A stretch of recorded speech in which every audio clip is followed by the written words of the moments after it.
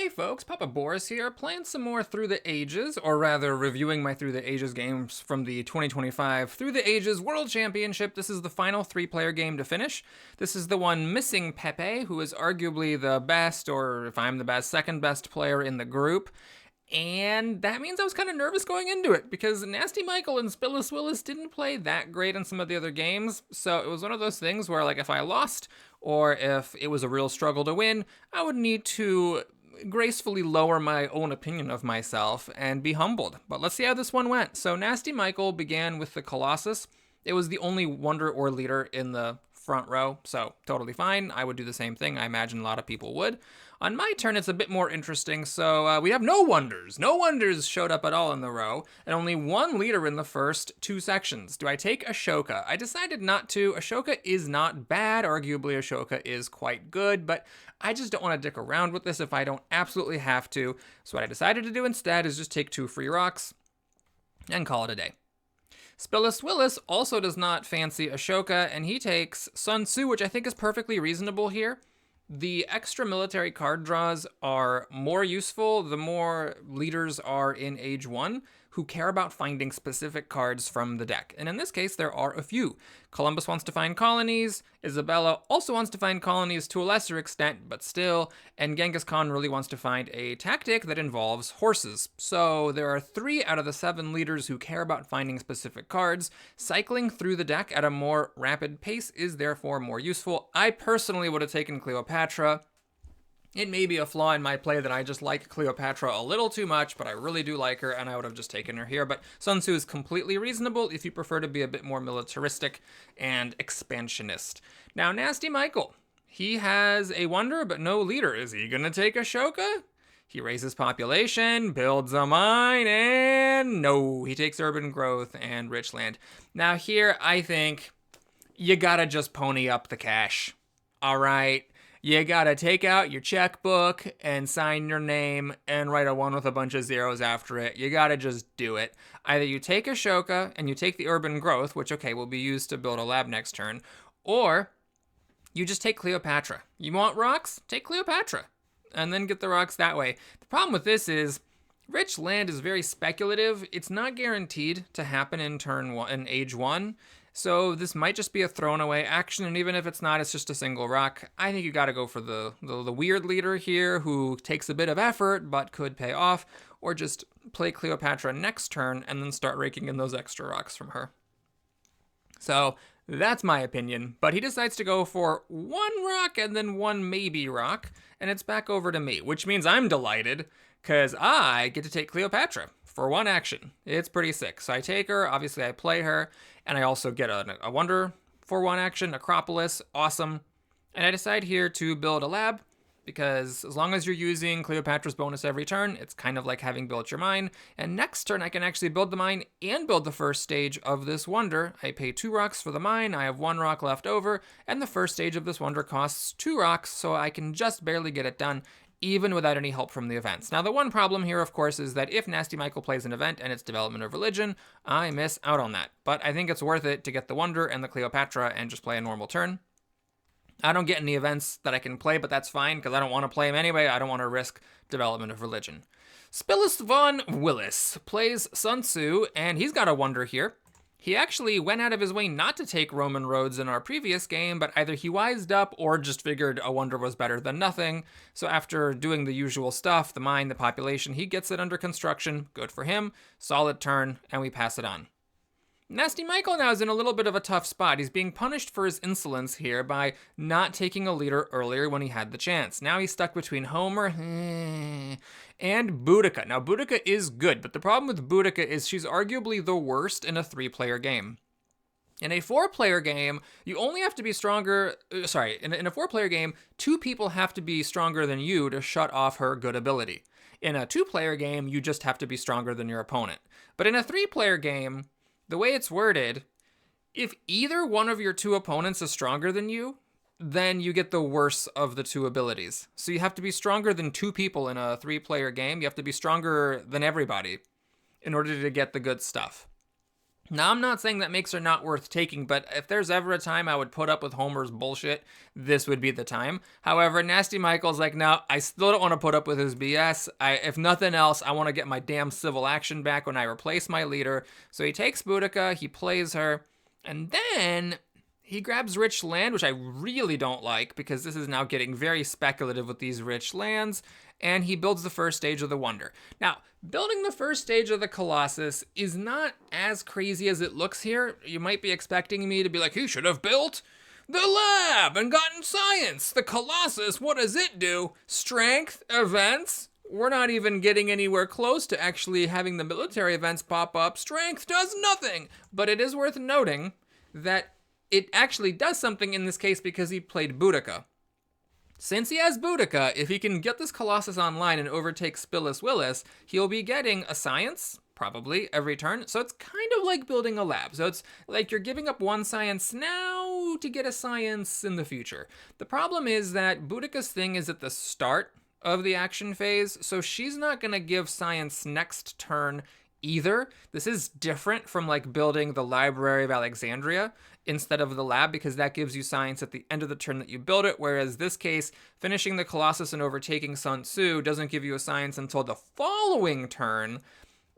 But okay, so you could say it's getting your wonder built, giving you the flexibility to maybe build future wonders in exchange for a couple of science, and then you start getting your science back with Boudica, maybe. I still would not do it. I would just spend the urban growth, build the lab, get my science going, and then get this when I'm good and ready. But then again, I would also have taken and played Homer here instead of Boudica. So, not entirely unreasonable game plan, though I don't like this rich land. I would have, hell, taken cultural heritage or cartography instead of getting this into my hand.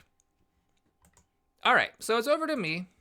What do I do? Well, I have a pretty normal turn here. I raise my population, I build my mine, like I said I was going to. I build a Stage of the Wonder to use up Cleopatra's bonus. I'm ready to finish the Wonder next turn in high style, and I could raise population to avoid the risk of development of religion, but I decide to be a little bit frisky. I take irrigation. I mean, irrigation this early is pretty good.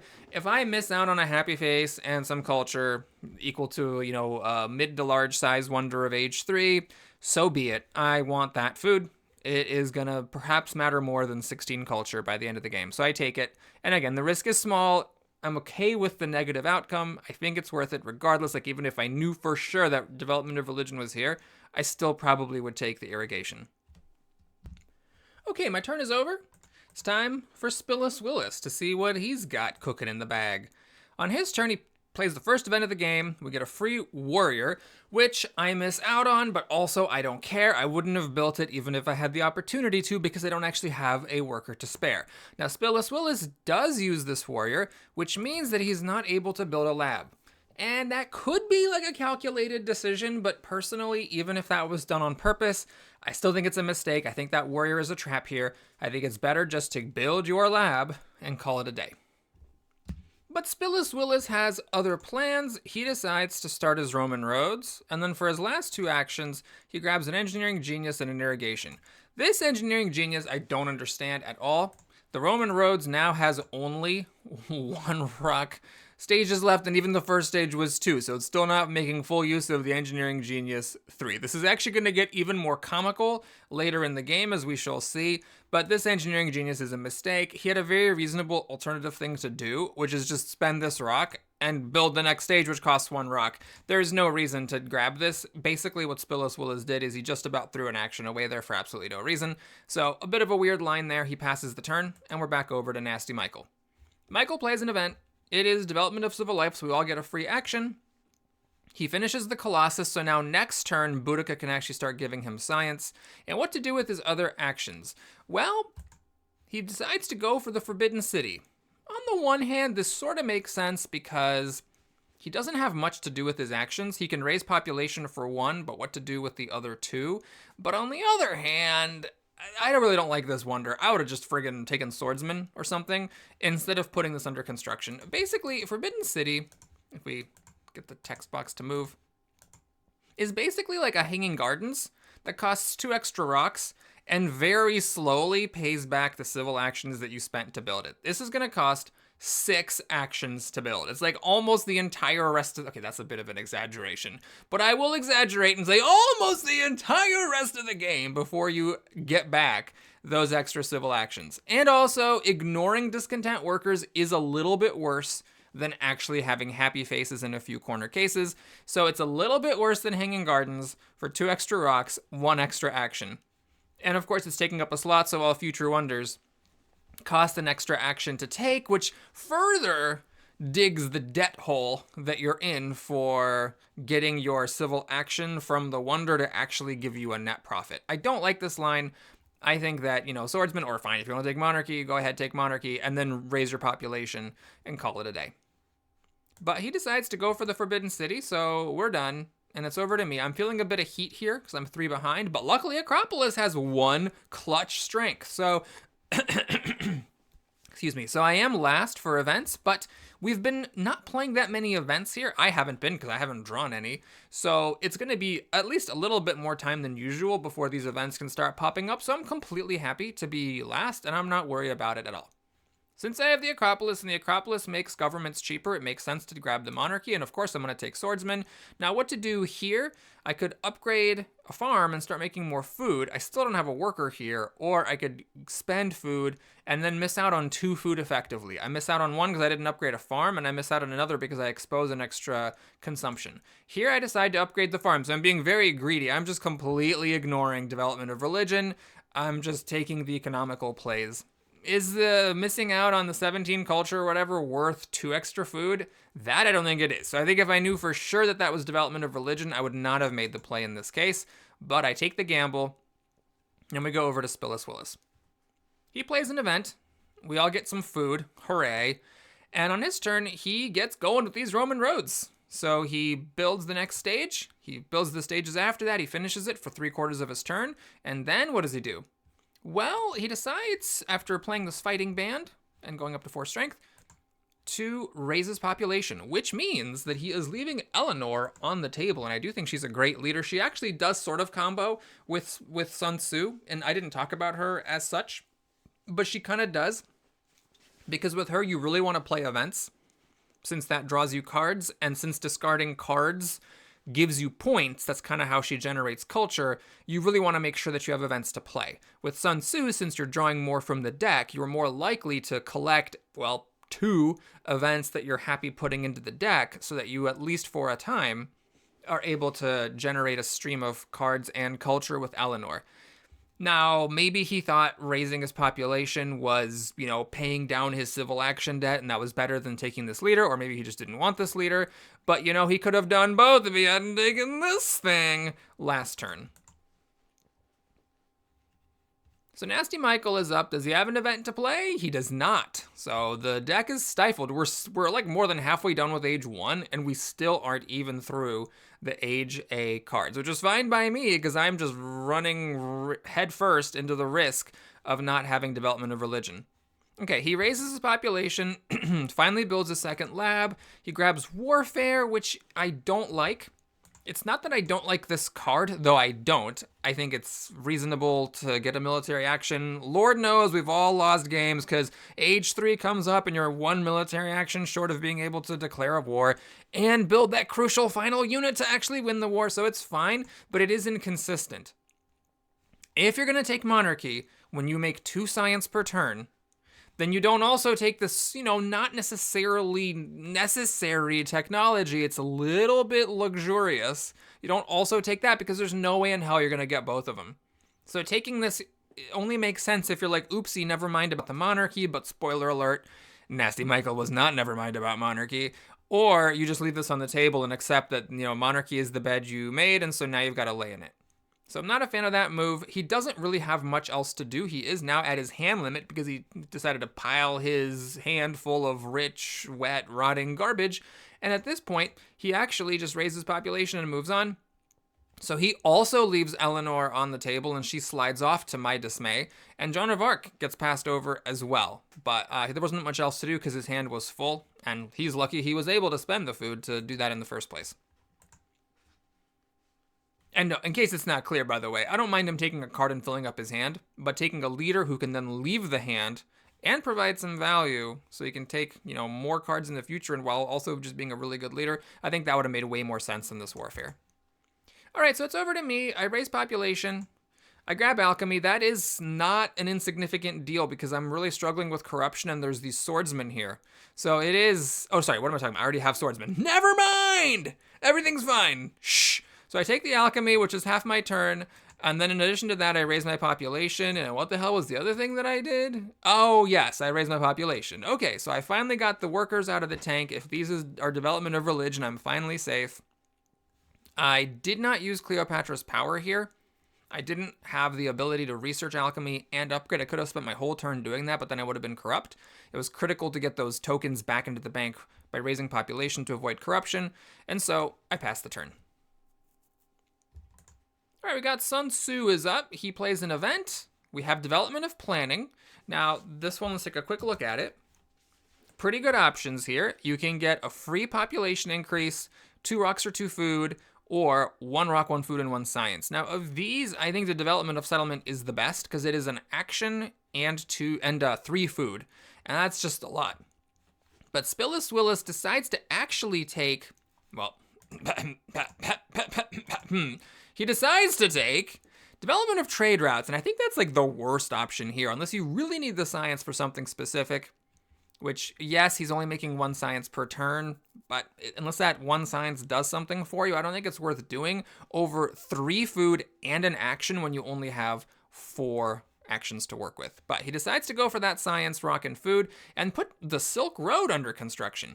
Now, Wiedenbaum, one of the finalists of last year's tournament, he talks about the Silk Road like it's a great wonder. He'll like mention like, oh, he doesn't like explain a lot of stuff in the video that I watched because, he's been doing this for a while. And so I think most of the people watching his videos have already heard his analysis of the wonders. I didn't look to see if he has a video where he explains it more, but he just casually mentions it as like, let's look at the, leaders and wonders here. And like, oh, this is a good one. Yay, Silk Road's here, which is kind of nuts to me. I didn't realize that this was a wonder in high esteem by the top players. It is a lot of actions to build it. It is only 1 more rock than an Age A wonder, but I guess 2 culture, a science, and some miscellaneous benefits are not a bad thing. So Spillis Willis goes for it. Normally, I would just be like, haha, what? Why pay 3 actions to put that junk under construction? But now I kind of doubt myself. I don't know if that's actually maybe a good play because it's a good wonder. But I will say, without cheating and just stealing the opinions from stronger players, first of all, it's hilarious he's building a wonder with no stage costing 3 rocks. Yet another reason why you don't take this speculatively over other useful things on your turn, in my opinion. And also, there are so many good things to do with 3 actions here. Isabella of Castile, one of the best Age 1 leaders. A free rock per turn, plus it helps you get colonies. I mean, Jesus. And we got swordsmen here. Holy crapinoli. And a rich land to go with your irrigation that needs to be upgraded, or just upgrading the irrigation right now. I actually still don't think it was worth taking Silk Road here.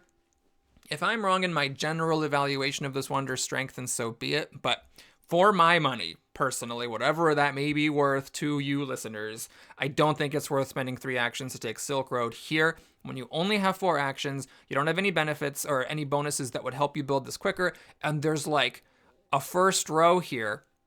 Or I guess maybe is this a column? Or do we call it first row, second row, third row? Anyway, in the first row, there's like 3 really great cards to take.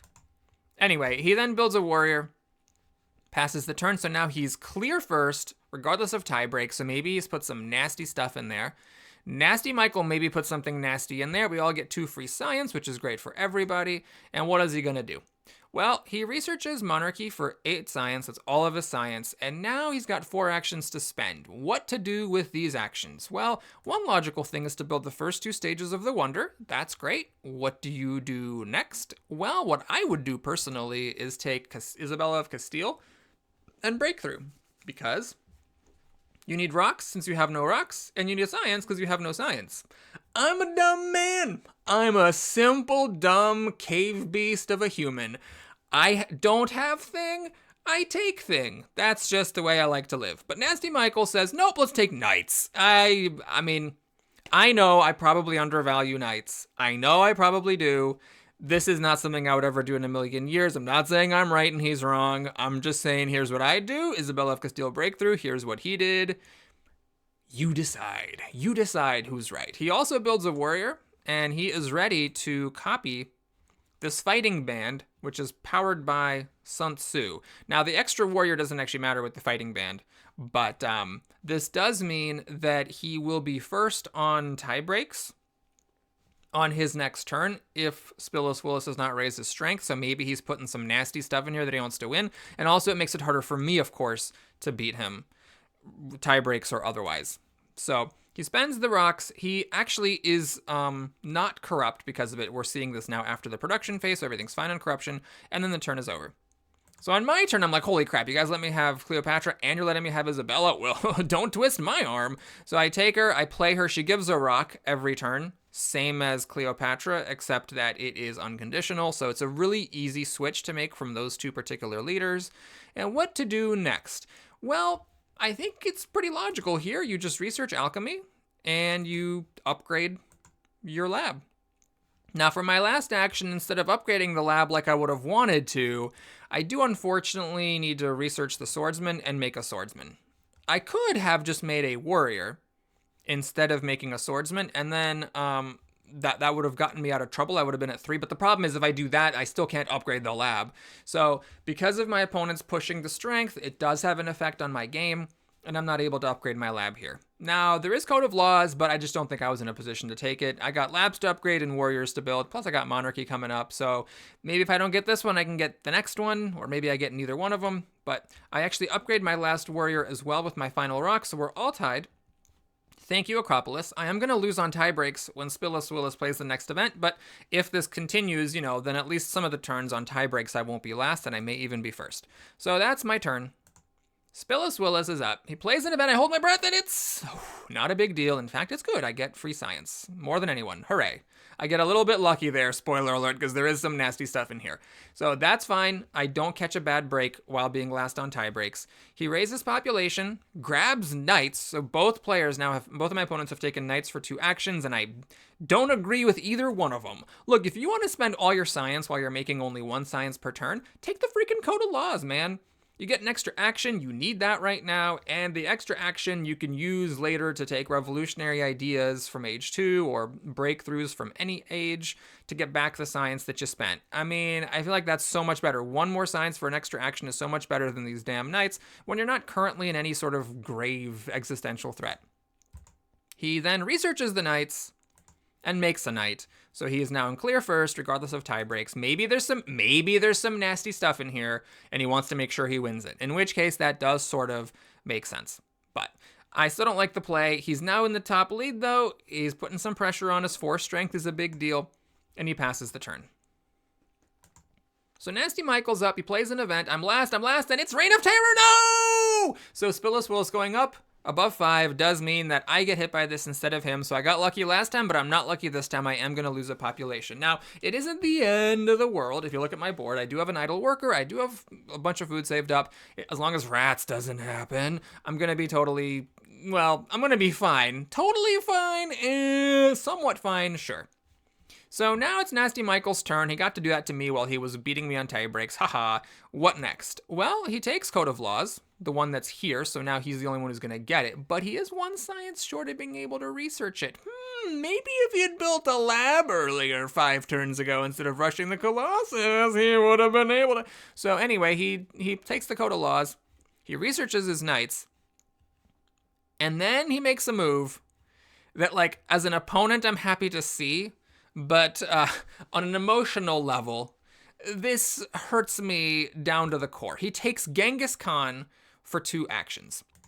I mean, if humans have a soul and that soul exists in the universe and is composed of atoms, then this move hurts me in a quantum dimension.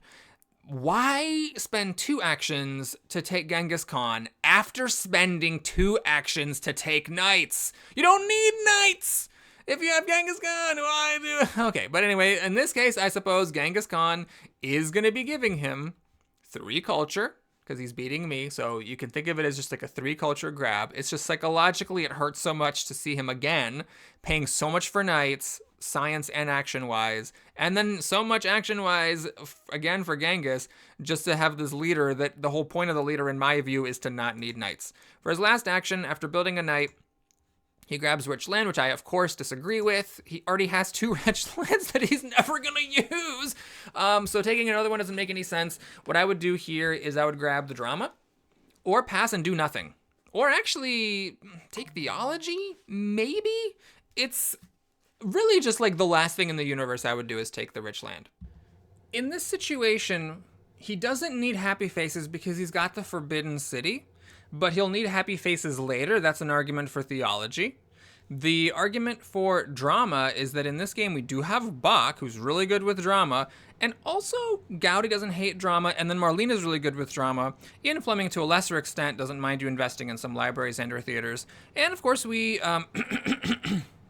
do have the internet, I guess, that can maybe interact with libraries and or theaters later. So that's an argument for taking the drama. In addition, he doesn't actually have to take anything. He has a wonder that he's building. Oh, never mind, it's 3 rocks. Never mind, I'm wrong. Shh, I didn't say that.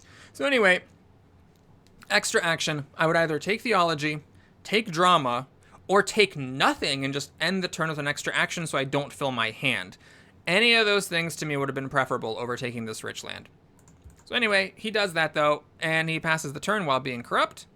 It's over to me. So now I'm 4 behind Spillis Willis. I raise my population, and I don't want to do this, but after getting some food out of my system and getting these yellow tokens out, I build another sword. I mean, I kind of have to because otherwise I'm going to get whomped. I did get lucky. I drew a legion, so I played that as well. So I'm tied now for top, which is always annoying after losing a worker to Reign of Terror from being on the bottom.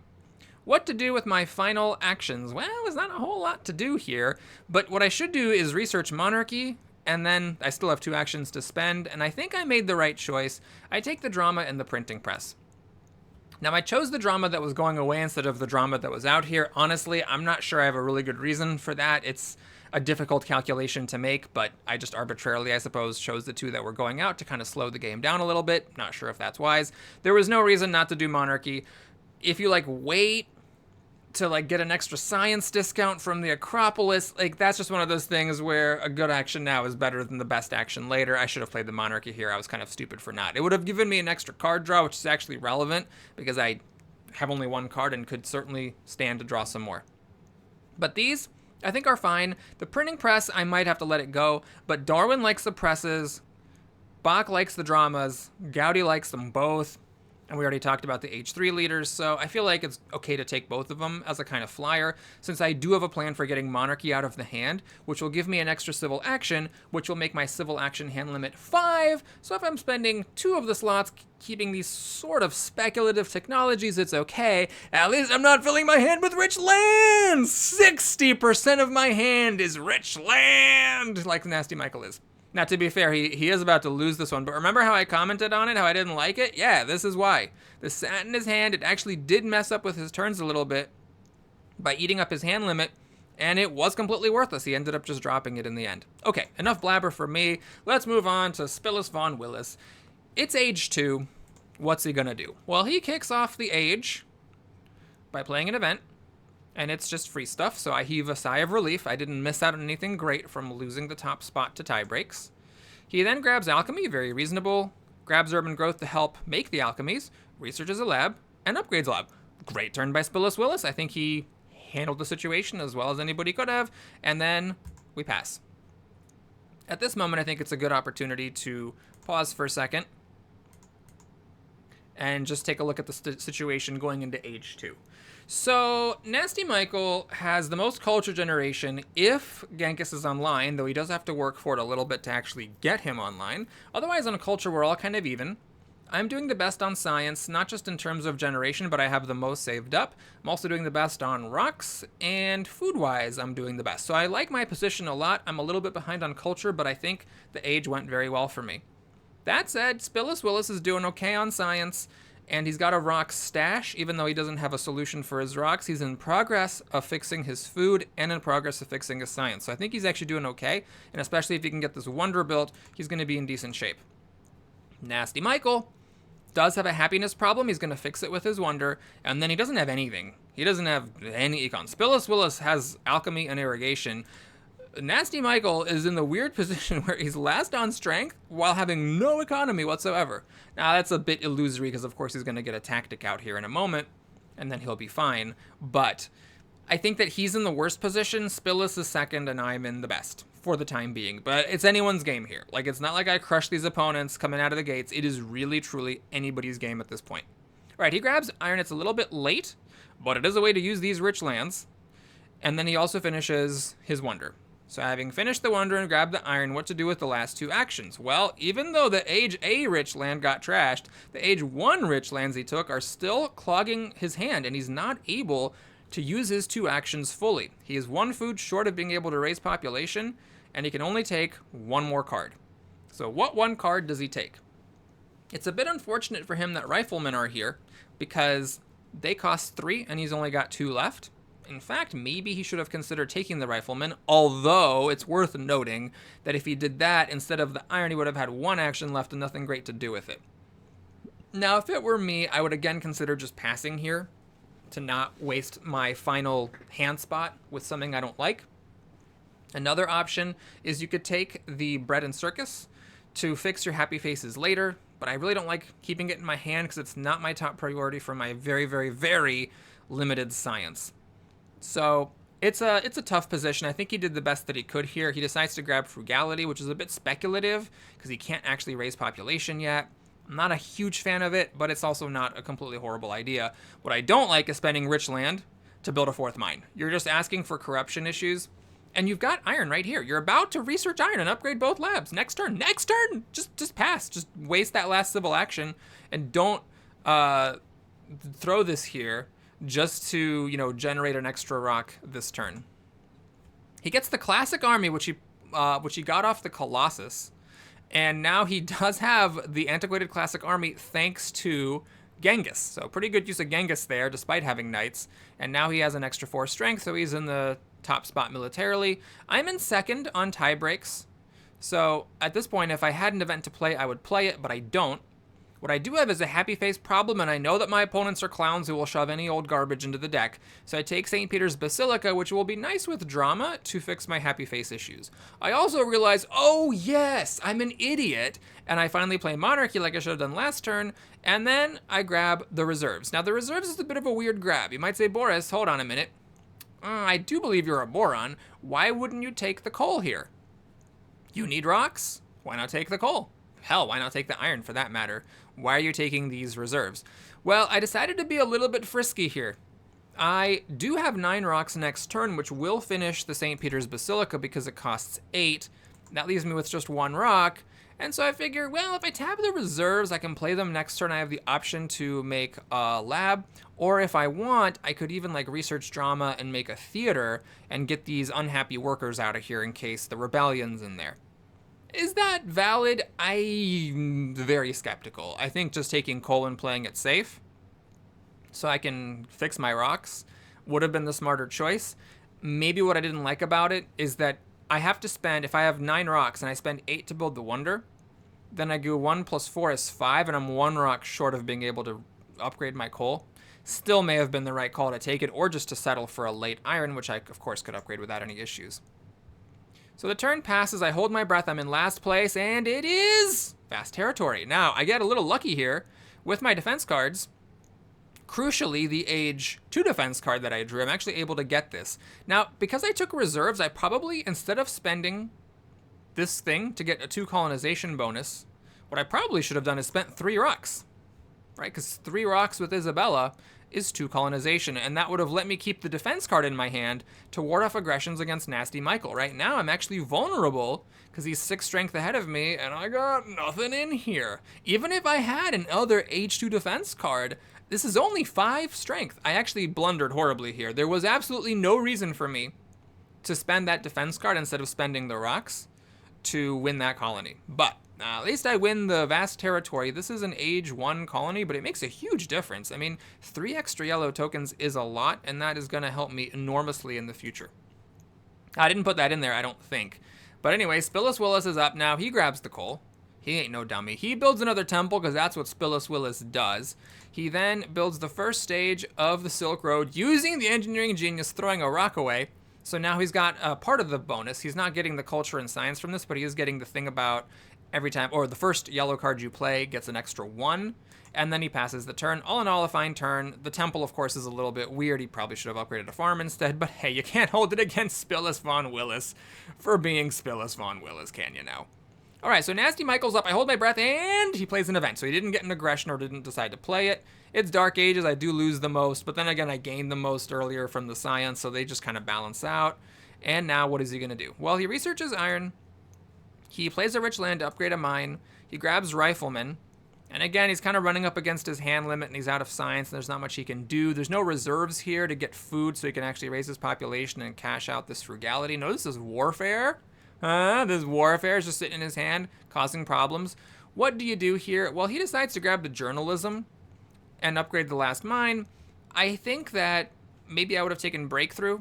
I don't want, like, journalism is good. It is important to have a way to generate culture and science, but it costs workers, which doesn't have. It costs 6 science, which he definitely doesn't have. I'd rather have the breakthrough so that if I do manage to muster up the science to research one of my technologies, I can get another card out of my hand and get 3 science toward the next one. I would have preferred that over the journalism. So he grabs it, though. He passes the turn. You know what? Hold on. A thought just hit me. Maybe I'm wrong. Maybe that last turn when he built a rich land, it sort of makes sense because he was wasting the action, so he cashed it out for a rock, and then this turn he had another extra action anyway. It's a little weird, though, because you don't really want to have 4 workers on mines when you have no workers, unless your plan is that later on you're going to blow up one of your mines and then use the worker that way, and you were just getting rocks with it in the meantime for free off a rich land. Maybe. Okay, maybe that's valid. So it's my turn here. I'm not playing any events. I could. These are both playable events, but I don't want to play them while I'm last. I build St. Peter's Basilica, and, well, the reserves is handy. I take Bach. I play the reserves for my last action. I get my swordsman and my legion back up, so the reserves was actually really, really helpful there. It let me win the colony and then build back my army so I'm not vulnerable to outright aggression. And I'm not going to play Bach. I could play Bach, but I judge that Isabella's rock is more valuable than Bach's 2 culture. I'd rather have a rock than 2 culture here, so I pass the turn. Building up a lot of food here. I have some civil action debt that I need to take care of, and it's Spillis up. Well, he upgrades both farms, very reasonable. He grabs Rifleman, which is important. Classic Army is in the mix, so being able to have upgraded tactics for your warriors is important. And that's it. That's his whole turn. Very principled turn. I respect it. Nasty Michael is up. Plays an event. It is nothing bad. It's a colony. I do bid 3 for it, but he wins on tie breaks. And this is actually amazing for him because he gets to spend one of his warriors with the defense card and the 1 colonization bonus from the Colossus. And know how he had 3 warriors here, which is kind of awkward? Well, when he spends one, it goes in here, which lets him now spend frugality to get it out, and then it comes back to life as a knight, which is where it needs to be. So that was a really good colony for him. He also grabs selective breeding, of course, to fix his food, and then he takes the breakthrough, which is very logical because, of course, he is desperate for science. Now, at this point, he upgrades a mine and researches selective breeding. Now, that's not a mistake because it does clear up space in his hand to take an extra card, which is Team Sports. But I do think that there is a price you have to consider when you do this. Do you see the problem? He has 6 actions. He has a hand limit of 6. Every single card in his hand is a technology that he's not going to be able to research next turn or the turn after, because he needs 3 turns of science to be able to research one of these. And the breakthrough can't be cast out of his hand unless he researches something. So what I would have done in his shoes is I would have, I mean, this sucks. I hope I would never be in his shoes because I wouldn't be, taking crap like journalism and warfare. Well, okay, journalism's not crap, but I had reasons for not taking journalism, and I would not have taken the warfare because he also took the monarchy, and I definitely wouldn't have taken warfare after taking that. But anyway, if I am in such a position for some reason, what I would do is I would just pass, keep the selective breeding and the breakthrough in hand, and then next turn, I would play the selective breeding with the breakthrough. Now, he can't do that this turn because he took the breakthrough this turn, and of course you can't use yellow cards the turn you play them unless you have Harvard. But that way, I could get the selective breeding and the breakthrough out of my hand, which would serve a dual benefit. One, it would free up an extra hand spot because the breakthrough itself is leaving, and two, it would give me 3 science for my next tech to get that out sooner, which is crucial. Imagine, he has 2 science after this turn. If he had 3 more, he could research team sports or warfare. I do think he messed up here because in the next couple of turns, he's going to be really struggling. And you might think, oh gosh, he got unlucky. I don't think he got unlucky. I think he definitely dug his own grave here and then dove headfirst into it like Scrooge McDuck taking a morning swim in his piles of gold. Except it's just a bunch of dirt and now he's going to suffer for a while. All right, it's my turn. I play an event. It's barbarians. Unfortunately, our strength leader is also our culture leader, so it does nothing. I grab the horses, because of course I'm going to grab the horses. I also take coal, because I'm not going to let that go. In this case, I cannot quite upgrade coal this turn, so I upgrade my other lab. Thanks to Isabella being a G, I will get to upgrade my coal next turn. And then at this point, I pay 3 food to get a worker out and stop corruption. It does mean I'm not taking cannon, but we do have classic army, which isn't perfect, but it's good enough, and that will be fine for me for my tactic if it needs to be. Now, that cannon is not the last one. There is one more, so I do have another shot at cannon if needed, and I'm pretty happy to pass the turn here. My hand limit is also full, by the way, but I can get my stuff out. I have the science, I have the Bach, Dark Ages is already passed, so I'm not worried about my hand size here at all. Spillis Willis finishes Silk Road with his whole turn, and I respect it. You know, I don't like Spillis Willis very much as a human being because he timed out of one game while still playing in another. And it actually gets more ridiculous, by the way, because now we actually have the 2-player games going. The rule is that if someone times out of all of the games in a group, then the remaining games that they have are deleted. But he's actually in still all the 2-player games making moves despite timing out of 2 of his 3-player games, which I'm just so annoyed by. But anyways, regardless of what I feel for him on a personal level, I respect the play. I think he actually did a really great job here in Age 2 because he got the Wonder build. Yes, he passed on cannon, but for the same reason oh, beg your pardon, I gotta pause for a second.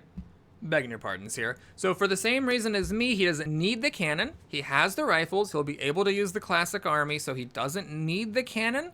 Republic, well, the Republic. That's a good government for him, and he does need to fix his actions. But on the other hand, their governments are slow to come out. There are still 2 constitutional monarchies out here, which are arguably better than the Republic, and which he has the science to do next turn. So I think it's a reasonable choice to finish the Silk Road, get that culture, get that science going, and just say that was my turn and call it a day. Now, Nasty Michael is lying in his dirt bed here with nothing to do. So he plays an event. It's a colony. Spillis Willis wins it. And he cashes out all his defense card and just 1 little warrior to get 3 cards and 2 strength. It is good for him because just like Nasty Michael, he's going to be able to reroute that warrior from a 3rd warrior to a 2nd horse and get the classic army going. Now, what is Nasty Michael going to do with his life because he's full and can't do anything for this turn or the next turn? Well, I mean, he does the only thing that he can do, which is to play, after upgrading farm here and upgrading his last mine, he plays the Louvre. I mean, what else can you do? There's nothing else to do.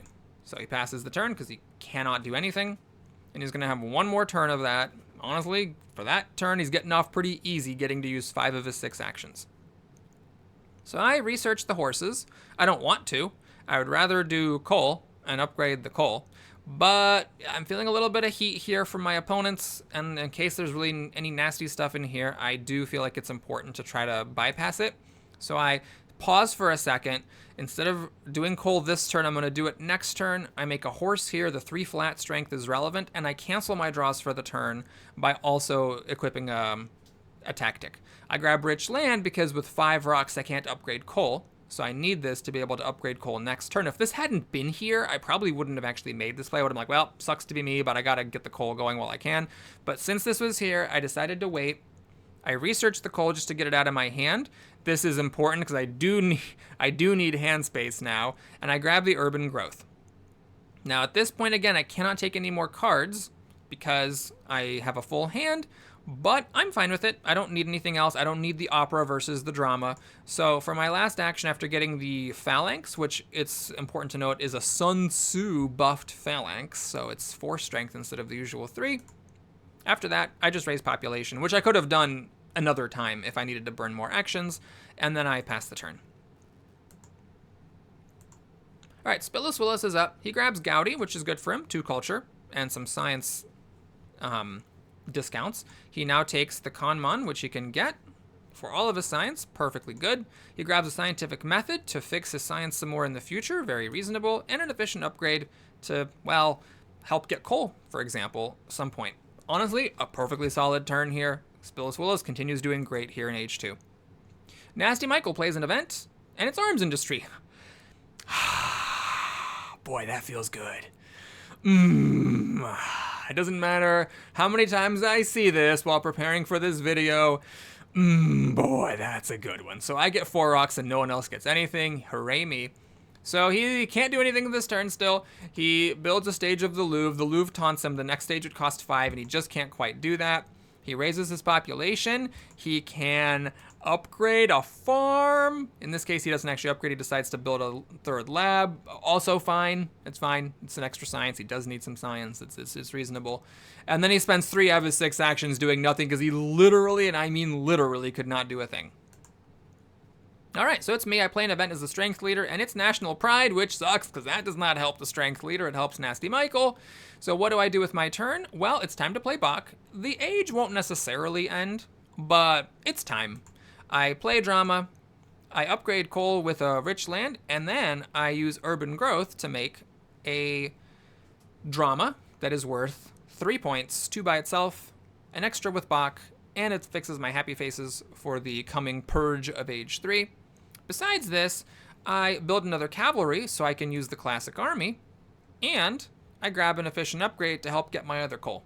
I could have raised my population, but I didn't need to, so I figured let's get 3 rocks, make my next coal mine. I can't without it, and the earlier I get these coal mines up, the better. This is still kind of late already as it is to be getting the coal mines going, but I figured it was soon enough that I could. So I decided to just go for it, and I took an urban growth because why the hell not? So then I passed the turn, and it's over to Spitless Willis. He's kind of behind me here, so I hope he's feeling some pressure here. He raises population, makes a knight, gets the classic army. It's a little weird to do that because the classic army antiquated is 4, and the phalanx with Sun Tzu is also 4, but it is something he's going to get into, and I guess he decided might as well just use my 2 actions now. He raises his population, builds a lab to help fix his science. He takes this to fix his happy faces in the future, which isn't the most urgent priority, but okay, it's not a horrible idea. He researches it now, and then he grabs revolutionary idea for some science in the future. Again, a very reasonable turn. Good job, buddy. All right, Nasty Michael should also be feeling some pressure from me. What is he going to do about it? Well, he gets warfare, finally. Not my top priority, but he decides to get that extra action and that extra strength. He grabs Alfred Nobel to get some more strength and 2 science, which to be fair, he needs. He upgrades his final farm, he makes another stage of the Louvre, and then he does have the space to grab frugality, which he can actually use. So Nasty Michael dug himself a hole, but he's finally climbing out of it. And it passes over to me. The age is actually not quite over. Sometimes that's a good thing, and sometimes it's not. I think in this case it's more bad than good, because I would have liked to start drawing Age 3 cards, but here I cannot. I'm still drawing Age 2 military cards. What is there for me to do? Well, I raise my population. I still have the civil action debt of all this food, mainly from the vast territory, and all these yellow tokens that I need to spend the food on. I upgrade a mine, because the earlier to do that, the better. I upgrade my farm. Mostly a lot of housekeeping here. I grab the strategy, because I think that's just a really good technology. And then, for my last action, I grab journalism. Now, I figured it was worth the extra action, science, and rocks compared to printing press to make journalists. And I could be wrong. It's worth noting, in this turn, I could have, instead of strategy and journalism, taken the Transcontinental Railroad, which is good with coal, but I decided it's like the very end of Age 2. We're basically on Age 3. It was just a little bit too late to start this project. It does cost 7 actions to make this thing. I don't have masonry, and I don't have more than 5 actions. 5 is a little low for this stage in the game, so I figured let's not do that. Let's let Spillis choke on that if he wants. So I just took these 2 decent technologies, and I passed the turn. Note, by the way, I could have declared war, but I didn't want to mess around with it. Both opponents have the exact same situation. They have an antiquated classic army with riflemen, with the science to research riflemen, and the ability to turn their antiquated classic army into a modern one. So I decided it was not worth the bother to do that. Bother meaning I think I was actually going to lose the war if I did. So that's why I didn't do those, in case you were wondering. All right, so I passed the turn, H3 begins, and it is time for Spillis Willis to usher us into the modern era. What is he gonna do? Well, he upgrades. I think I missed his first action. Yeah, he researched riflemen. He upgraded his temple to get happy faces. That, to be fair, actually I was wrong. He did need those happy faces because of the yellow token loss. So he actually did need those. He then upgrades one of his warriors, but he can't upgrade the other one. He plays Revolutionary Idea, grabs a breakthrough for some more science, and then he passes his last action. I looked at this for a long time. I think this had to have been like a misclick or something weird. The game does warn you when you are passing the turn and you have civil actions left. So he would have gotten a warning before doing that. I don't know if he just made a very bad judgment error or like accidentally clicked I don't care instead of oh no, go back. But I mean, there's no reason not to take an action here, right? I mean, selective breeding might be useful later to eke out some extra food. Irrigation's about to run dry. Cannon for advanced tactics. Justice system for an extra action. I mean, there's no reason not to take one of these cards. He's not really in danger of running out his hand limit, so I think he just had a little goof moment here. So he wasted that last action. And now we go over to Nasty Michael. Now, as Nasty Michael's turn begins, let's pause for a second and take a look at the situation in H3.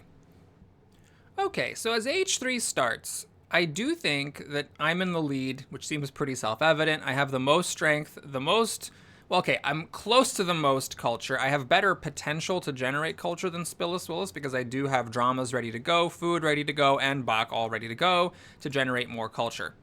And I have decent science, decent rocks. I have a stash of food. Even though I'm not making the most food, I still have potential to generate workers fairly easily. I think it's pretty clear I'm in the best spot, and my opponents, because they're behind, they have to worry about, a war or an aggression or something. They have to crimp their plays to catch up on strength instead of being able to, for example, keep fixing their economic issues or generating more points. I think in second to Spillis Willis because Nasty Michael, even after he builds the Louvre here, he still is only making 5 culture to his opponent's 8, and he doesn't have a good way to generate more culture, though he does have the best food and could eventually start making journalists. Spillis Willis is kind of down on rocks, but he does have coal to fix that. Not next turn, but someday, maybe, if he's very lucky. Or maybe just a little bit lucky. So I would give Spillis Willis the edge here by a hair, although consideration does have to be given for the fact that Nasty Michael is making 5 extra rocks every turn. All in all, I think this is anyone's game. I think I have the advantage. I would rather be in Spillis Willis's shoes than in Nasty Michael's, but really anybody could win this game. So it's not like that 1-4 player game where I kind of got to cruise on autopilot once we got to H3. This is one where we really need to pay attention and not do stupid things, which I really enjoy doing, in order to stay on top. All right, Nasty Michael plays Frugality, raises population, gets the team sports down, and makes a team sport to fix his happy faces. He could have raised population one more time and just had 2 unhappy workers, and then the 2 ignored unhappy workers from the Forbidden City, and then he could have finished building the Louvre, but he decided to get some strength and get the happy faces done first. This means he's not doing the Louvre, so what is he doing? Well, he decides to get constitutional monarchy. Now, this, in my opinion, is a systemic error in Nasty Michael's play, because he's done this before, where he'll take like monarchy and then constitutional monarchy and then an H3 government, like upgrading the government with each age. That is thematically logical, but mechanically it's bad because you're wasting a bunch of science. This is actually a situation where it's really illustrative. He overlooks the justice system, which costs 5 science less and gives an extra civil action just like Conmon over regular Mon does. Now, yeah, it doesn't come with a military action, but it's 5 less science, and it's not going to go away if you do get an age 3 government. I mean, hell, next turn if he wants, he can get the civil service, which is 2 extra civil actions, and it's coming down a turn sooner than constitutional monarchy with its only 1 civil action. This is a very bad misplay. And I do think that if Lord Michael ever realizes that this is an error, he's gonna have some significant advantages in his games. For his last action, he does raise the population, so he didn't need to build these team sports because he did that anyway. I do think it's probably worth getting the culture going. However, it's worth noting that he might have put an event in here about happy faces, he might have put an event in here about strength, and so the strength may have had some, statistical value to him. He passes the turn, and it's over to me. Here, I play an event because I'm in the lead. Unfortunately, it's not anything that matters for strength, and I do think I find a pretty good move on this turn. Now, you're welcome to take a look at the board and think about what you would do. Maybe my move is obvious, and you can insult me in the comments for thinking it was anything special, or maybe my move is bad, then you can insult me twice. Once for doing bad things, and then twice for thinking it was something special.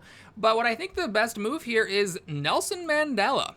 This leader is a little bit conditional and it can be hard to put him to use. He comes with an extra action and 2 culture, which honestly on their own is amazing, and then he gets some extra culture for extra happy faces. This doesn't count as part of your culture generation, which is relevant sometimes, like when scoring the culture event, for example. But still, any culture from that is just gravy compared to the fact that you're getting a civil action and 2 culture for your leader. Now, the catch is that if you don't have an unhappy worker, it costs 3 extra actions to take him. It would take me 5 actions to take him, so it would take my entire turn. But what I can do here, and which I am very happy that I caught, is I can raise my population twice, get an unhappy worker, bring his cost down to manageable levels, grab him, and replace Bach. Now, the reason why maybe some people might miss that is that it seems crazy to replace Bach when you've got drama ready to go here. But the thing is, Bach gives 1 point per drama and 2 culture naturally. Mandela also gives 2 culture naturally, and he gives 1 point per extra happy face. And because of St. Peter's Basilica, each of my theaters generates 2 happy faces. So when I make the first theater at this point, yeah, I'd be better off with Bach by 1 culture, because right now I'm only getting 3 net culture from Mandela, whereas Bach would be giving me 4. But after I build the other temple, I'm actually ahead, because that temple gave me 2 points for the 2 extra happy faces from Mandela, whereas it would have only given me 1 point from Bach. So I'm getting the same culture, because one of them was behind, one of them's ahead, but I also have an extra civil action. And this early, he was like the 4th card in the age 3 deck. I think it's really important to get him. Now, why didn't I take civil service? I could have actually done that. Well, the science is a bit of an issue. At 4 science, I'm not feeling great about spending 10 on civil service. I've actually done this before where I get civil service and I feel like I could maybe have lost the game because of that decision where it was kind of a greedy move and then I pay the ultimate price. So I keep the science. I do want to prioritize the strategy and maybe then the journalism to get more science and more culture. You could argue that I actually should have built a lab, the 4 rocks for the theater plus these 2, and make a lab to fix my science instead of getting 4 extra culture per turn. But I figured, you know what, I'm in the lead, I've got strategy, I've got an up-to-date tactic, let's push the culture and let's make my opponent sweat it. So we got Cole here finally coming from Spillis. He still can't upgrade it, but at least he gets it down. He does take the reserves, which is an expensive grab, but I kind of get it because he really does need rocks in this situation. He also upgrades researches the scientific method, and then he raises population. That's a little bit strange because it increases this final consumption spot, meaning he's basically never going to get another worker from these irrigations. He could have kept that worker there and then been getting 2 food per turn instead of 1, which would have made a pretty big difference. Well, I don't know. It's hard to calculate. Would that extra food have let him get an extra worker from here someday? Maybe it would, maybe it wouldn't. But, if you have rocks to spend and you just researched a lab, why not upgrade one of your labs and get an extra science? You've got the reserves here next time, letting you upgrade the coal mine as well. Now, what he's actually doing is he's spending the rocks not to upgrade the lab, but to upgrade the rifle to get his tactic up to date, which is fine, but still, you didn't need to use your last action to get this worker out of here. Taking Opera is very sensible. It costs a bit less to research thanks to Gaudi, and it is worth 4 culture per turn with Gaudi. So, it's a pretty good thing to have as an opportunity to generate culture from your resources. Anyway, that's a bit of a minor nitpick. Spillis Willis passes the turn. Nasty Michael is up. So he finally finishes the Louvre, so he's getting 5 culture per turn, although he is still behind everybody. I'm actually getting, it's kind of hard to see here, the font design. This is one of the few graphical weaknesses of this game. This game, the UI is just incredible. Like, I don't care if you like board games or video games or what. This is like a masterclass of designing an interface. But this one little thing is just a little bit weird. It's very hard to read that, but I'm actually getting 14 culture per turn. So at 5, he's barely stemming the bleeding, but I mean, you gotta finish it, so he does. He takes the revolutionary idea that fell in his lap, that's fine, and he puts the Empire State Building under construction. It's fine. If you can win on 2 of the categories, it's 16 points in a 3-player game, and the extra rocket cost compared to other wonders is compensated for by the fact that it's just 1 stage, and he is likely to get 2 stages here, 2 things of value, because he's beating us on food and he's beating us on rocks, and neither of us is particularly likely to catch up to him on either one of those. He can also sneak in a strength, maybe. It's possible. So I actually don't think this is a bad idea. It's just 16 culture is not going to make the difference. I mean, he's already 16 culture behind. So I'm not saying it's wrong. H3 is very complicated to calculate. It may have been smarter for him to try to devote those 17 rocks into military and try to win that way, because he's going to have some catching up to do. All I can say is, as an opponent, I was really glad to see him take this. Whether that's incorrect or not of him to do is a matter for dispute. Now, he does build a knight, which looks weird until you realize he's getting shock troops with it. And this is a little strange because he can get an up-to-date classic army, which is 8, just by researching rifles and upgrading these warriors to rifles, like Spillis Willis did. An out-of-date shock troops is only 6, and this is the second time we have seen Nasty Michael do this, where he does an out-of-date shock troops instead of an up-to-date classic army. So it's very important to look at every tactic on its own merits and not use shortcuts like, oh, this is an H3, therefore it's better than an H2. Like, it's absolutely not. The distribution on this is also worse. I would have stuck with classic army, and if you're going to pivot, then fine. But now he needs to research rifle and tanks to get the shock troops up to date, and these tanks are going to be gone by his next turn. There is 1 other copy of tanks in the deck, but who knows where that is. So relying on that seems very foolish. I would have stuck with the guaranteed 8 instead of the 6 and then very distantly maybe 11 from the shock troops. But now he is tied for the lead. I play an event while I got the tiebreaker. Unfortunately, it's this. What I decide to do is maybe not correct, but I turn a sword into a lab to get more science. Gambling, I'm not going to need this sword. Democracy lands in the second space. What do you call this? The second row? It's all 1 row. Saying the 2 action area of the row feels bad. Maybe I just call it the second row. Yeah, the second section, second row. I just feel like saying row. I'm going to call it second row. Democracy lands in the second row. With Acropolis and all my urban buildings, it is a good deal cheaper than it's supposed to be, so I figure that's a good way to get more culture. I'm not going to take it now, however. I get these cards to build more stuff later, and I spend my last action on strategy. If I could have done strategy and democracy, I would have. I settle now for strategy so that even after losing the sword, I'm still in clear first without tie breaks, and I plan to get democracy next turn. All right, Spillis Willis is very closely last here.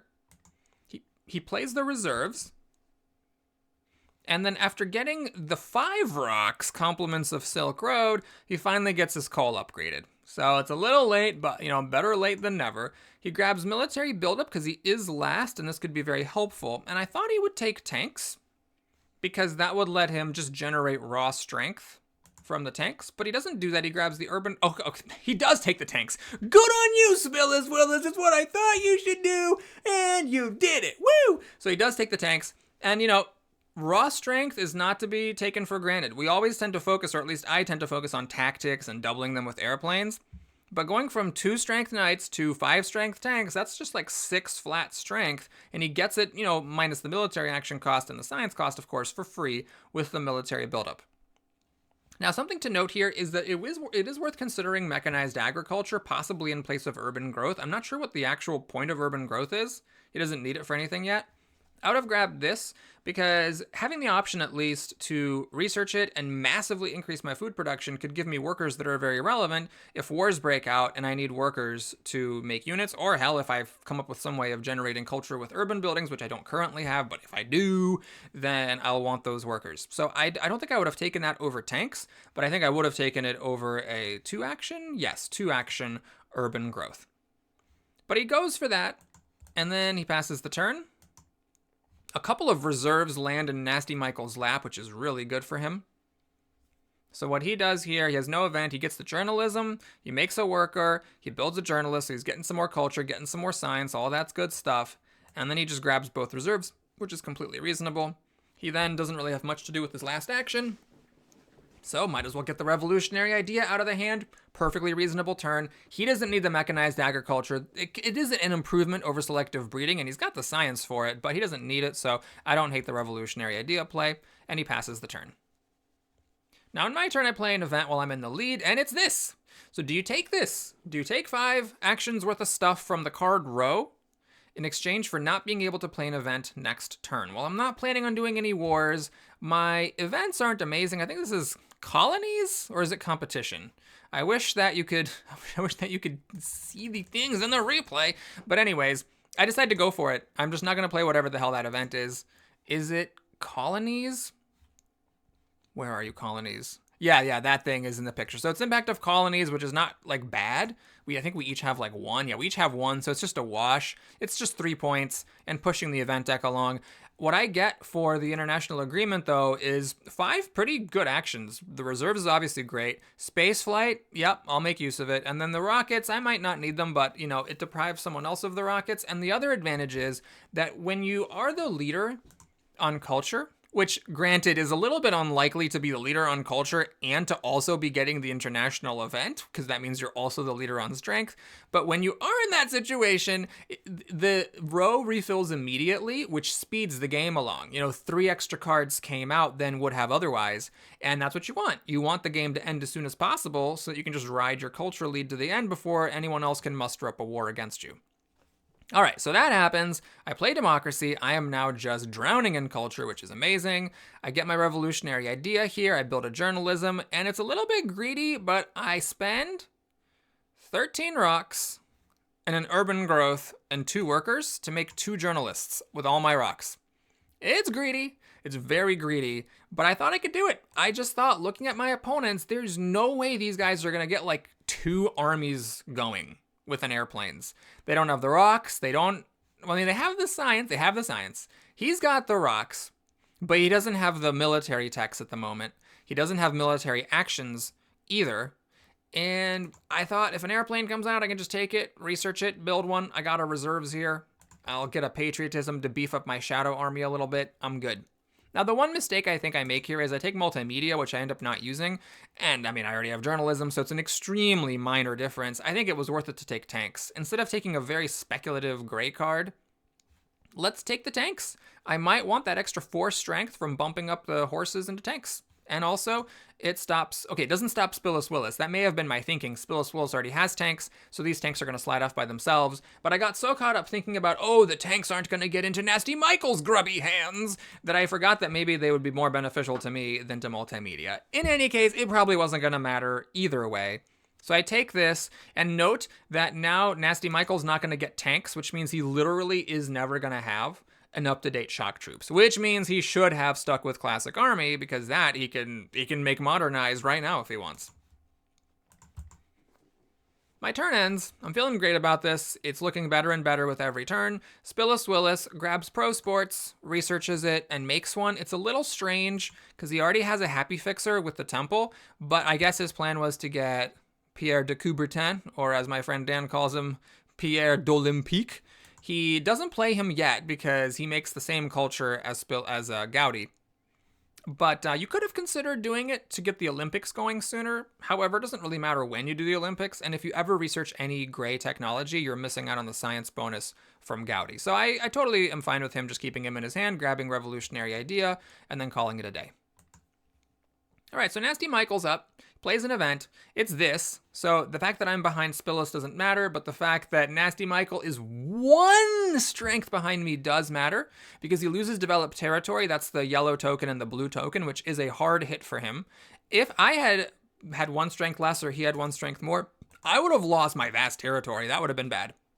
Now at this point, it is hard for me to get yellow tokens out of here, but I would still much rather have them here so that if the game ends, the 4 space is covered up, meaning that I get the, I think, 4 culture bonus from Impact of Agriculture for making more food than your consumption. Okay, I guess it's not really that bad, but still, better him than me, because the yellow token with him definitely hurts, because he's actually getting tokens out of his bank through selective breeding, and once they cost 7 food instead of 5, it makes a big difference. So I was very happy that happened. He grabs the democracy, he researches it. He never did use constitutional monarchy, but he could have used justice system. Anyways, he grabs engineering genius for his wonder, which makes perfect sense. He's got a bunch of actions now. He gets some food with his reserves, makes a worker, makes another arena, all fine. He grabs modern infantry, I guess, over riflemen, all totally fine. And he's corrupt. So then we go over to me. I grab satellites and research it. It's really handy because it just puts me from being last to being first with like almost no effort. So I'm really happy to do that. It does mean I'm not doing anything else with my science for this turn, but also I don't really care.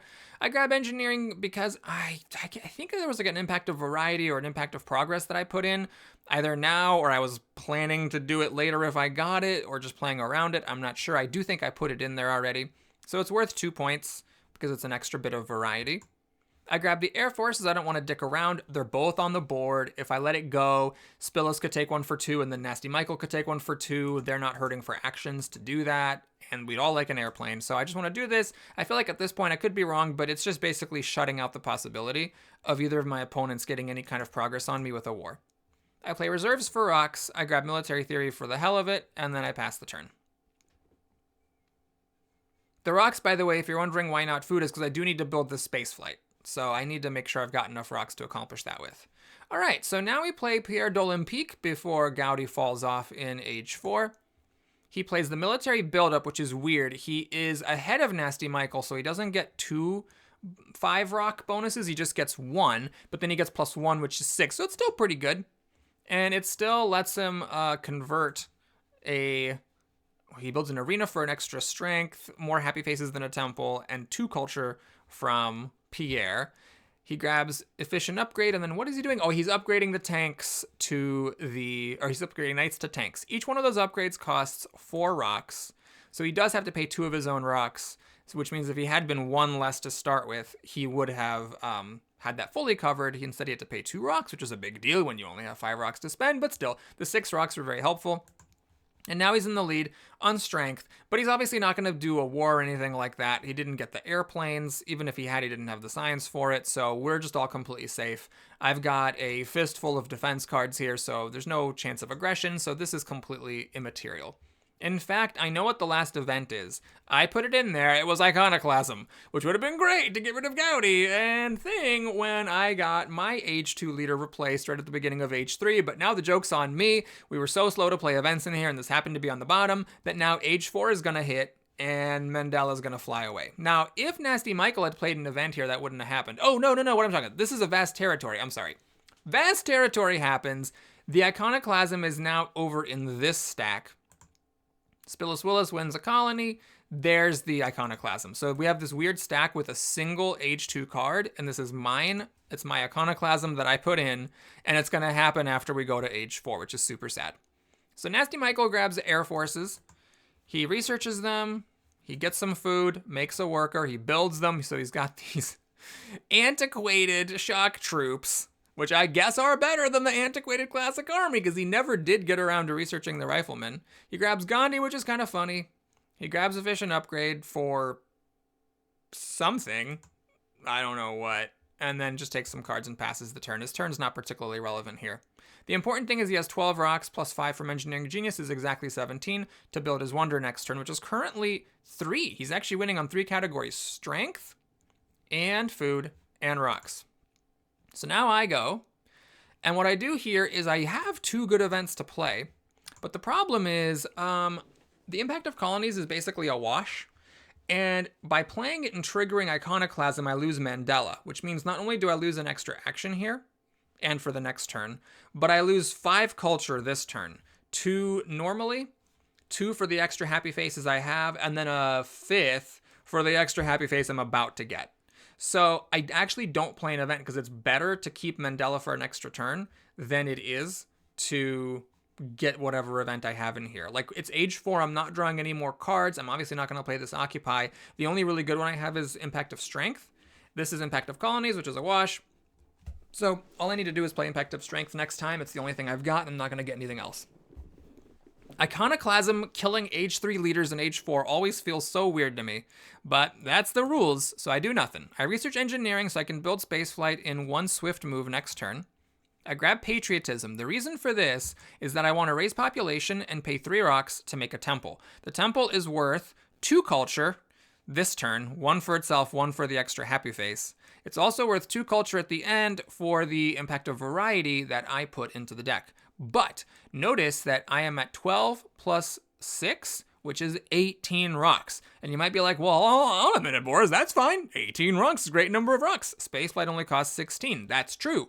But if I want to make an Air Force to win this impact of strength, an Air Force with a single patriotism, 7 minus 4 is 3 rocks. So if I spend 3 rocks on the airplane, I will be 1 rock short of building spaceflight. Or more precisely, if I build the spaceflight, it means I'm not going to get the Air Force, which means I'm not going to be able to play Impact of Strength. So this extra patriotism is actually worth a bunch of points for me, because with 2 patriotisms, you don't see it very often, because I think there are only 3 in the deck. Oh, there's only 2 in the deck. This is both. This is all age 3 patriotisms. With both of them, the benefit does stack. So I get 8 extra rocks for building and upgrading military units, which completely covers the cost of 1 Air Force, and which lets me build a spaceflight with 2 rocks left over that I can't use, but it's fine. The important thing is I need to get spaceflight and Air Force, and then I just take crap just to get it out of there. And we go over to Spillis Willis, and Spillis Willis is a dick! He now makes us wait 36 hours, or whatever it is, to time out. Now, you can't resign in age 4, so he wasn't allowed to resign here. So he did save himself the maximum amount of time by timing out here as opposed to elsewhere, because he had 2 whole turns left to do. 2 entire turns to finish out the game. But instead, he times out. He plays an AI, Spillis, plays an event, the Iconoclasm happens, and AI makes all the right moves here. This is exactly what you should do. I mean, there's a pretty small decision space, but he does make all the right moves, takes and researches mechanized agriculture, efficiently upgrade. He actually doesn't efficiently upgrade? What's the efficient upgrade for? Oh. Okay, maybe that wasn't the right play. Maybe you should have done that for 4 rocks less, aka free. I actually just noticed that. He didn't take efficient upgrade this turn, did he? No, he already had that from previous. Yeah, he just, the AI just throws 4 rocks away because the AI's like, F you, man, I don't need no rocks. And then he puts the International Red Cross. Now, annoyingly for Nasty Michael, this means that he's only winning on 2 categories again. He, for the Empire State Building, previously was winning food, rocks, and strength. But this means that Spillis Willis is making 2 plus 5 is 7 rocks versus his 6, and he just doesn't have the wherewithal to spare to get 2 more, like to build 2 farms or something. He could have like blown stuff up and blown other stuff and then cashed out 2 Louvre tokens to do it, but it wasn't really worth it, so he didn't. So he just built the Empire State with 2 stages, strength and rocks for 16 points.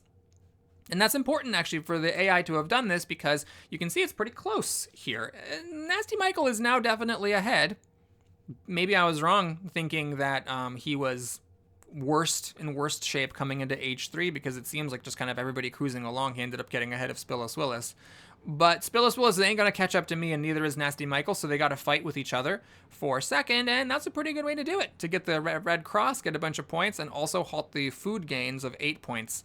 In addition, the way it works is that Mr. Olympiques, he does his special thing before the political action, which is important because that means the AI got to declare Olympic Games, get 8 points, then play the event, then the Iconoclasm happens, and then Mr. Olympiques dies of overexertion running the 200-yard dash or whatever. And even though he's dead, the Olympics are still in effect. That means that when Nasty Michael did the armed intervention against the AI, he stole 7 culture from him, which is a 14-point swing, but he lost 8 culture from the Olympics, which is actually kind of funny because it means that he only gets 6 points ahead of Spillis, but falls 1 point behind me.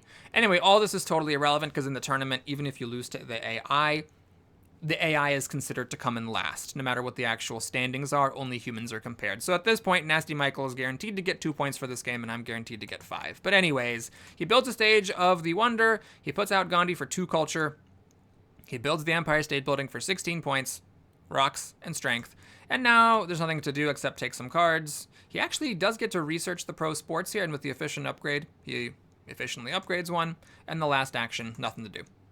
On my turn, I have a pretty uneventful time. I flip the impact of variety that I put in. I am almost prepared for it. Air Forces would have given me an extra 2 points, but it's irrelevant at this point.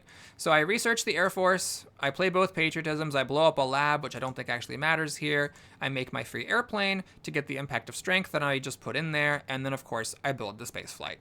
The engineering is relevant because if I didn't have it, I would have needed 4 actions to build the space flight, and I only had 3.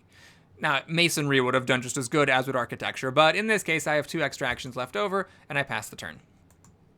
AI Spillis builds the Red Cross for a bunch of points, and then he upgrades the last farm for the impact of food event with the efficient upgrade, so I guess he spent those rocks at the end anyways, and then he upgrades a lab for hoots and giggles. And so now, if we look at the standings, it's pretty close. I mean, this only matters for pride, but Spillis Willis is about to get 5 culture and actually goes into the final scoring a little bit ahead of Nasty Michael, but Nasty Michael, of course, is better suited to profit from a lot more events because he has a more balanced civilization. But let's see what happens. This is only for pride. Can Nasty Michael avoid the disgrace and ignominy of losing to the AI? Let's see. So first up is Impact of Harmony, which is fine, and then Nasty Michael crushes. It's 12 points ahead of Spillis on that one. Then we get Strength, which gives Nasty Michael another 7 versus the AI. After that is the Food, which does help the AI catch up 4 points. We got Industry, which Nasty Michael edges ahead on. And the final event is the Progress, which neither of my opponents is very good at. I wreck it. I'm pretty sure I was the one who put it in, so Engineering was really valuable for me because it also gave 6 points for this and the 2 for the impact of balance, not to mention letting me build my Wonder and play Impact of Strength, but Nasty Michael does get ahead. Still, this was a less than 20-point difference. I'm sorry I'm going to rant a little bit here. Let me just say this. Thank you for watching. Please like and or subscribe. I'll see you again soon for some more Through the Ages, or actually, since this was the 3rd game, not soon, but I'll see you eventually for some more Through the Ages. Now, you don't have to watch me rant. You can like, subscribe, and head on out. But if you want to stick around for this, it is so annoying that Spillis Willis timed out with 2 turns left to play when it was this close. I mean, yes, you could do a thorough analysis of all the events and realize that there's no reasonable way that Spillis Willis catches up or stays ahead of Nasty Michael after the events are scored, but still, this was an 18-point gap. It's like an event and a half in some cases. That's all that made the difference. And to time out in that instead of just like seeing it through, possibly winning, and also, how about this benefit, not being a dick, I just don't get it, man. And it's not like, oh, well, but Boris, you're judging him. What if life got in the way? He's playing in the other games. There's actually a 3-player game that he's still actively playing in. It's the one with Nasty Michael and Pepe. And he's made moves in my 2-player game with him. Like, he's still playing in the tournament and playing the games. He just times out when he's tired of a game. Nasty Michael resigned in one of the 4-player games. So, like, we know that he knows about resigning. He's seen it happen. Ugh, so annoying. All right, well, thanks for watching, everybody. Hope you enjoyed it. Please like and or subscribe. That was a nice little whomping at the end there, and I'll see you again soon. Take care.